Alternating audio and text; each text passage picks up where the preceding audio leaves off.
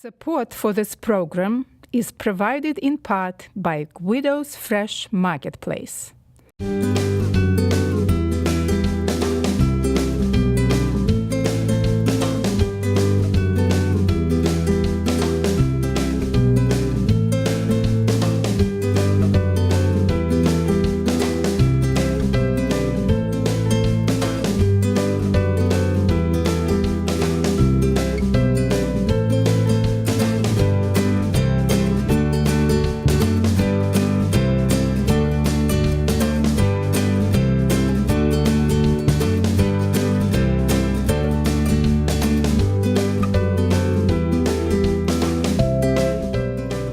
Welcome to The Natural Cook. I'm Anna Gershenson. Today is a very special episode with my guest, Simeon Bittman. Simeon and his wife, Natanya, have established an awesome business here in Pittsfield. And we are so excited that they are here because they are cooking for you with love, with very special ingredients. And bringing it to your house. What else can you ask for? So, Simeon, welcome. Thank you. So excited. So today we are going to be cooking. You'll tell us what, and then I am the assistant. I'm not the chef here today. Okay, so what are we cooking, Simeon? Today we are going to make ramen. Yes. We're going to make chicken ramen because, well, it's on our menu and we deliver it to your house. But also, it's a really great thing to use up whatever you have in your fridge to get creative, to get inventive with toppings, with sides and other things like that could make it a really awesome thing and empty out your fridge. I just pointed because it's right over there. And this is where we're totally connected. Cooking with ingredients that nourish you, cooking from your fridge, being creative. So let's do it. Let's do it. All right. So we have chicken that Simeon has boned. He used the whole chicken to bone it, and I seasoned it a little bit with salt because if you do not season your chicken, you know what will happen. It won't be having a lot of taste. Then, since the salt has created a puddle of liquid, which is natural, I will put it on a paper towel to drain it a little bit. And then we will marinate it. So I don't want the marinade to be diluted by this liquid. So I'm putting it here. And in the meantime, while I'll be dealing with chicken, maybe since we are going to be using vegetables, maybe you can just scoop down here. Sure. And just do your magic with delicata squash that will go into our soup. Okay. Great. Okay, so Simeon will be just scooping out the insides, the seeds, because we don't need them, and then slicing it thinly. All right, in the meantime, I am going to be marinating quickly. You can marinate a little in advance if you want to, but right here, we're going to just marinate this with some tamari.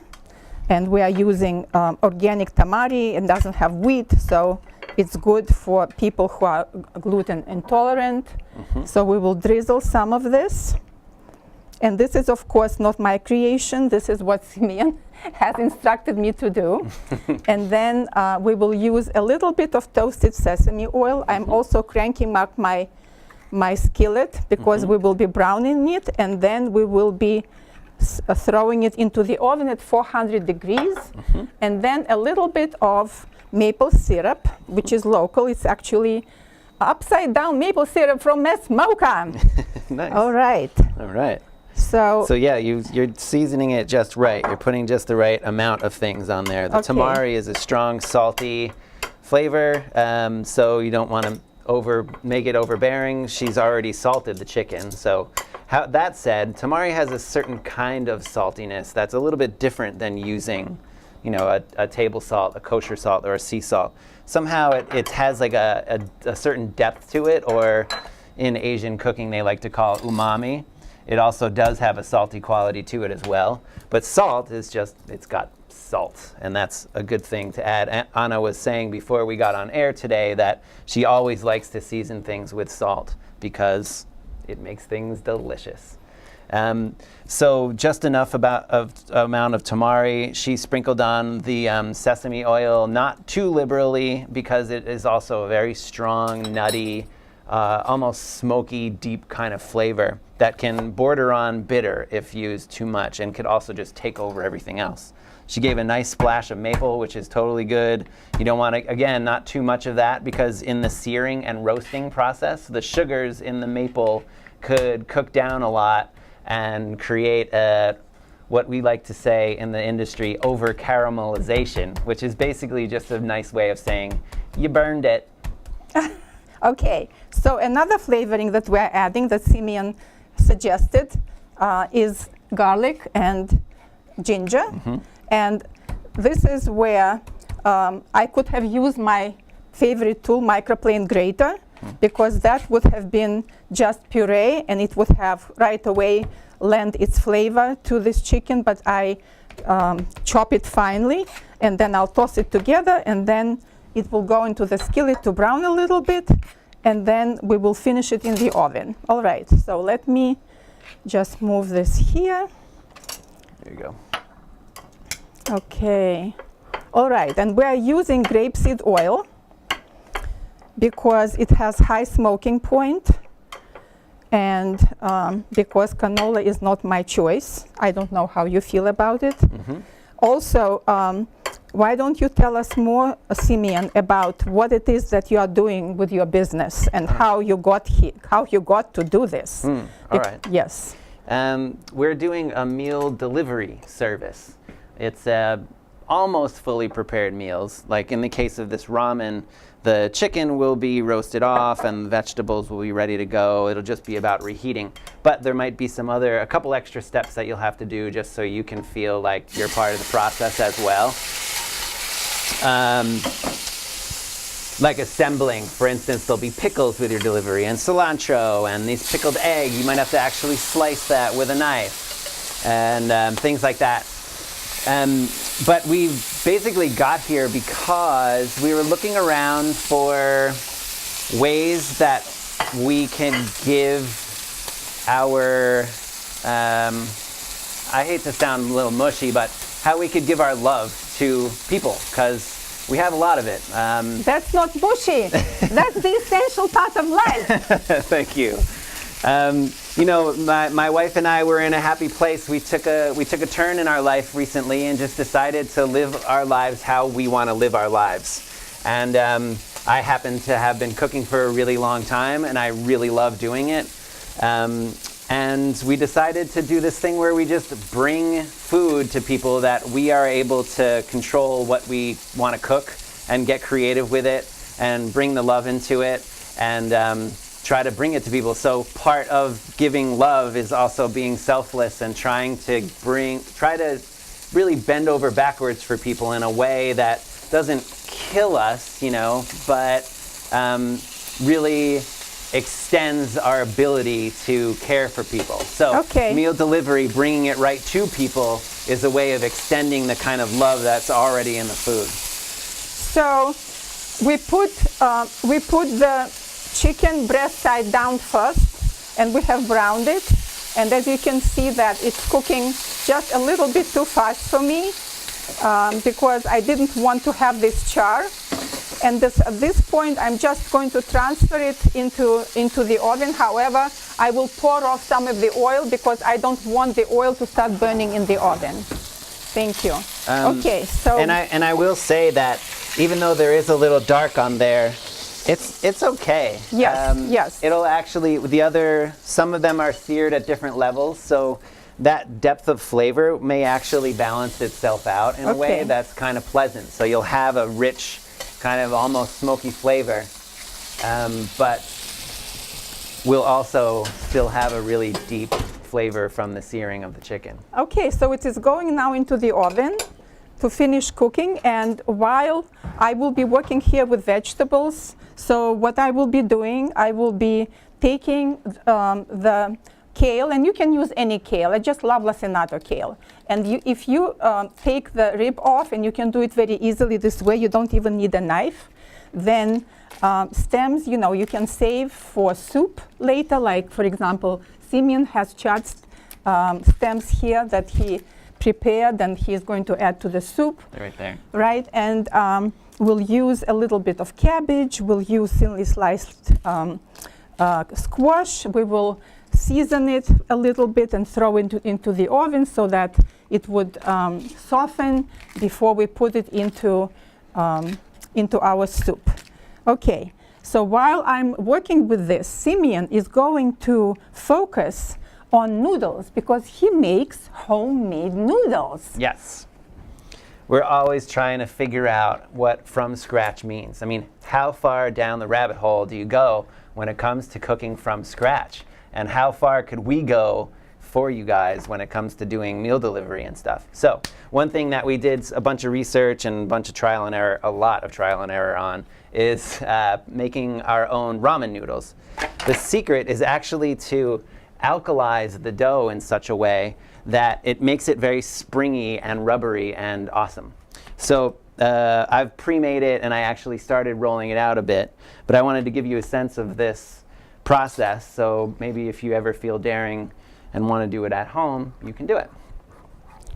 So are you alkalizing it so that when you eat the noodles, you really taste, you feel the texture? Yes. Right. You have this bite. It's like firm and springy. Yeah. Yes, excellent.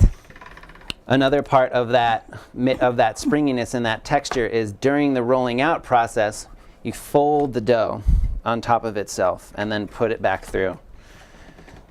I spared you seeing the beginning process. If you ever do this at home and you start rolling out the dough, it literally like rips apart. And that's just something that's going to happen because it's you make a dough that's very dry as it can possibly be until it just barely comes together. So it'll just be ripping and ripping and tearing, and then finally it'll start bringing itself back together.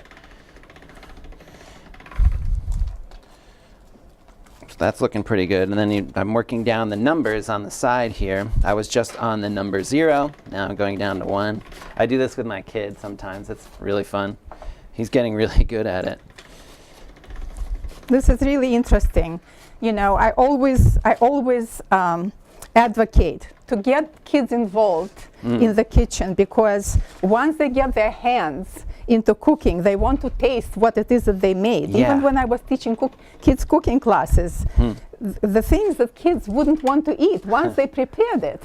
And actually, it just so happened that my own kids were helping me with my catering business, and then, lo and behold, my younger daughter Gabriela is growing up, and she becomes a food writer. So funny. And she says that everything she learns about food is from me. Wow. So this is a miracle.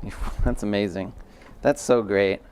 It's great to see that your kids have become sort of what you are in a way. Since I have young kids, I'm interested to see what they're going to take on and what they're going to take from me and what they're going to do. Not to say that I'm pushing them into the chef's world by any means, because it's not always an easy road, but the main ingredient is love. And the love that you put into food, they can taste it, and they can see how much love you have. And so your customer base has to grow, because without love in your food, it just, this magic, I don't know if it will happen. So with vegetables, I'm going to just sprinkle a little bit of salt, and it's a good idea even to allow them to sit a little bit, because salt draws out the moisture. I'm just going to sneak behind you and turn this on. Yes, right. And then it will be easier, like, for example, Simeon has this wonderful ramen powder that he can tell us how he made it, but we can use it to flavor our vegetables. And then we will sprinkle a little bit of oil and stick them in the oven for them to finish, to soften, to finish cooking, kind of to roast a little bit. So I'm not mixing them together, because they all have different textures, and so some of them will be softer and some of them will be harder. But that's okay. We love different textures, right, Simeon? Yes, we do. Yes. Definitely. Textures are very important to a meal feeling like it's full, that there's a lot of stuff going on, that Exactly. it's like an experience, you know? Yes. Besides all the fiber that helps your digestion. Like we're thinking about the gustatory pleasure of eating, but then we have to remember that all the things that we put into our body, this is the nourishment, this is the base of our health. And so we have here so many different things. We have these cruciferous vegetables, the kale and the cabbage and the licata squash, which is pretty seasonal. So what kind of other squash can you use if we don't have the licata? Well, if it's summer, there's summer squash and zucchini that grows in gardens in abundance. It's like almost every single farmer never plans for the amount of squash and zucchini they get. So come fall, it's zucchini bread, it's zucchini soup, it's roasted zucchini, it's zucchini life. Oh, I can't wait for the summer to come. Yes, I know. Let's start with spring, Yeah, which is really. around the corner. Right, spring first. I know. Okay, so this is all well coated, and we are going to throw it into the oven. And Okay. you go on to your next job. Okay, I'm gonna run to the fridge quickly. Okay. And this is a little challenging for folks at home. If you pull this off, write into me, send a message to folklorefoods.net or Instagram or Facebook, and let me know that you did it, because it's pretty awesome when you do. But in thinking about full utilization of chicken, Anna mentioned quickly that I had her bring us in a full chicken, and we broke it down. So we're using the thighs and the legs to roast as part of the ramen. Here we've used the breast to actually whip it up with some egg and ginger and garlic, a little heavy cream, and some toasted sesame oil to make like a mousseline, as they call it in the industry. So we'll poach this quickly over here. You know, this took me like 3-4 minutes, but it shouldn't take you much longer than that either if you want to try it at home. And you need food processor for that. You do need a definitely. food processor. Yes. So I've got the broth going here. This is a really nice chicken broth that I've made. I took bones. I actually smoked a couple of bones in there. I put a lot of different vegetables and certain seasonings to make it ramen-y. I'm kind of thinking about, you know, there's a lot of different ramen from a lot of different regions of Japan. The one that I'm using for inspiration, sort of, is a version that comes from Hokkaido. It's near Sapporo in Japan. It's one of the islands there. And that miso is kind of a little bit lighter, not as intense. Definitely often has pork, but doesn't have to. And then I'll mention that a little bit more. I'll talk a little bit more about that when we're plating up. So anyways, I'm just kind of making these little quenelles, as they're called. Yes. We'll just do 4 for now. This is basically when I make my ricotta gnocchi, I'm kind of doing similar stuff. So this is a technique that you can master, I'm sure, without any problem. And I was even making these quenelles with whipped cream and putting them on top of the pumpkin pie. Oh, that's nice. Yes. That's really pretty. Okay, guys, you go in there and have fun. Okay. Looks like. So we might need to make a little stop because we still have to cook noodles, right?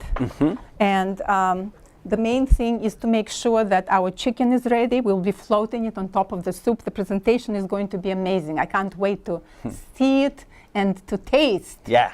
I've heard a lot about your business, and I know that the customers' reviews are outstanding. Oh, great. But I trust my own palate first. Okay, so A true chef. so you are cooking it now, Yes. right?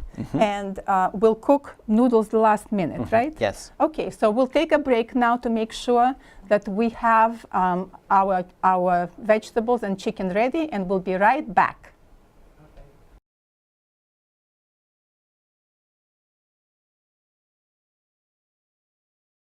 we are back. We are ready to proceed. Simeon. All right, we've got ramen noodles here. I am putting them in the broth and letting them boil very gently. This is one of my favorite parts of making ramen, the noodles, and finishing it off. That's also the fun part. Anna has everything prepared over there, and we'll bring everything over, and then we'll get to the really awesome, creative, and beautifying part of this whole thing, which is putting it all together in that bowl. So when you deliver it to somebody, then you have everything ready, and ramen is cooked. You have to cook the noodles. You have to cook the noodles. So you get some water going and blanch it like this. Pretty simple. It's like boiling pasta. Yes. And reheat the broth. Right. But all the pieces will be ready for you. Okay, so, and then you will demonstrate to us now. So why don't you start prepping it while... I think this is ready, it's actually. Ready? Oh, great. Yes. Excellent. Doesn't take very long at all. Okay, fantastic. All right. Okay, so over here, very quickly, I'm going to put together a little slurry of items to go on the bottom of the bowl. Now, this is some miso that we actually make at Folklore. It's a long and slow process, labor of love, but yields really beautiful results. If you don't make your own miso, it's totally at natural food stores and supermarkets everywhere. And it's a fermented product, which means that you are not going to be boiling it again to preserve its qualities. Right. Yes. So we want it to, I'm putting it in here first, and we'll add some broth to it so that it doesn't boil and kill any of the probiotics or amino acids that are developed in here. Okay. Next, we have some ramen powder. This is something that I actually made from the leftovers from the stock of the chicken, from the chicken broth, sorry. We then take all those scraps and dry them and then grind them into a powder and use it as like a flavor booster. This is real labor of love. And here's some good old aged tamari. I didn't make this, but I want to figure out how.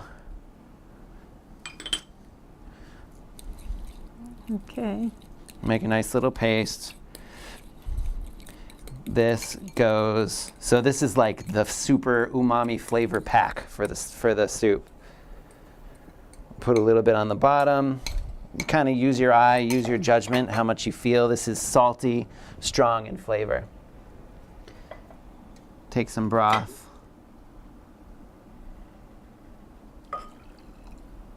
One scoop, 2 scoops. You know, really about ramen, it's about the noodles. So you do broth, but it's not all about the broth per se. You just put enough down there for the noodles to sit in. Stir it up a bit. And now, I want to let you know that the smell is amazing here. here we go with the noodles. We'll just put these guys right in there nicely in the middle. Nice slurpy noodles. Okay, chef, now we can arrange however we would like to finish off the dish. So since you are the master, the creator of this dish, why don't you show us what you do here? Okay, put this over there. So I like to take the mousseline here. Everything will have its little section. Okay. So that when you're eating, you can sort of pick at things and have right, and you know where what is located. Right. Yes. Yeah. Okay. It's not all jumbled together. Yes. There's this here. We'll put the thighs here so they can just sit in the broth, but you can cut these up as you see fit. You could take them out of the bowl and put them onto your plate and slice them with a steak knife or something like that. That would work. And then we've got some of these. They're sliced like that so that they can be arranged nicely there, sort of tiled. We'll save the rest of these for the crew afterwards. That's a perk of working here. Yes. And we've got some, this is the roasted, I guess. Yes. Kale and... Some of it has crisped up even a little bit, waiting for the chicken to be ready. Kale and cabbage. The cabbage we found in the fridge, by the way, just before shooting. So it's a good example of going through the fridge to see what there is, to see Yes. if it would work. Right. But it provides a nice little color boost there. Yes. I think we'll take some. These are chard stems, as Anna mentioned, that we had left over after sautéing, and I just pickled them. I put them in a nice pickle brine, left them in there for a couple weeks. That's kind of a cool spot. Put it right there. And then one of the last things we will do here is take a couple of these guys. These are not soft-boiled eggs, which are definitely common in ramen, but more of a medium, just a preference of mine. And then we took some pickle juice that was left over from some sauerkraut that was in our fridge, and just dipped them in there to get that nice How purple beautiful. color. Yes. Now you have proven to us that it's not hard-boiled. Right. Yes. Just Ah, barely, yes. but not quite. And purple is my favorite color. Oh, nice. There we go. And then why not a couple sprinkles of sesame seed there. Did you? Yeah, excellent. Take a little swirl of the sesame oil around there like that. And then some nice fresh cilantro. We'll just kind of put it here and there. This is work of art. There you go. Let me just dip my spoon in there just to taste the broth. This is fantastic. Great. Just a symphony of flavors, and when I dig in, there will be symphony of textures as well. So Simeon, I would like you to tell our viewers if they would like to use your services, which I highly recommend. How should they go about it? Thank you for asking. Go to folklorefoods.net. That's one word, folklorefoods.net. Or you can catch us on Instagram. We're at Folklore Foods, and we're also on Facebook at Folklore Foods. Also, feel free to follow me on Instagram or Facebook. I'm Sim Bittman on Instagram and Simeon Bittman, good luck spelling that, on Facebook. And on the website, you'll find that you can order right from there, pay, get everything set up, and then we'll be in touch about delivery times and days. So today we have prepared a very special dish that, of course, doing it at home will be really labor of love, as we say, because you have to prepare many different ingredients in advance and have them ready to assemble. So this is a kind of dish that a real amateur probably wouldn't want to attempt, and this is where Simeon services will come in very handy, that you can open your refrigerator and find this instead of finding ingredients to throw together. So Simeon, thank you so much for coming today. You're welcome. And sharing your love of food, your talent, and good luck. Thank you very much. Thank you, everybody.